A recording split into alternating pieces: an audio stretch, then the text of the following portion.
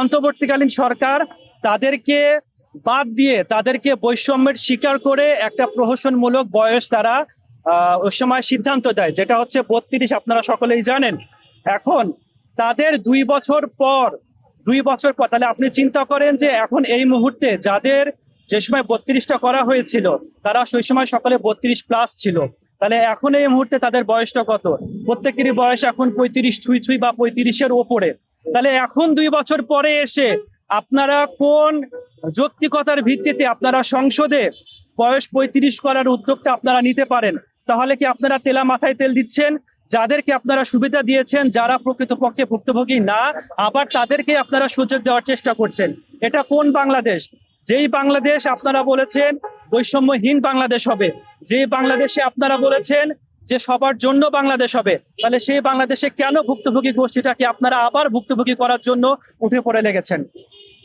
আমার আকুল আবেদন থাকবে জনাব তারেক রহমান, প্রধানমন্ত্রী জনাব তারেক রহমানের কাছে।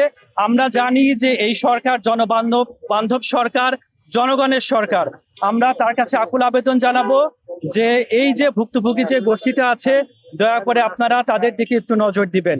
যেহেতু আমরা একটা ফেসবুক বা বিভিন্ন মাধ্যমে আমরা গুঞ্জন শুনতে পাচ্ছি যে হচ্ছে চাকরির বয়স বা 35 করার একটা সিদ্ধান্ত হয়তো বা হতে পারে, তাহলে এই জায়গাটা যদি আপনারা এই সিদ্ধান্তটা আবার নেন, তাহলে সেই ভুক্তভোগী গোষ্ঠী কিন্তু আবার তারা ভুক্তভোগী থেকে যাবে।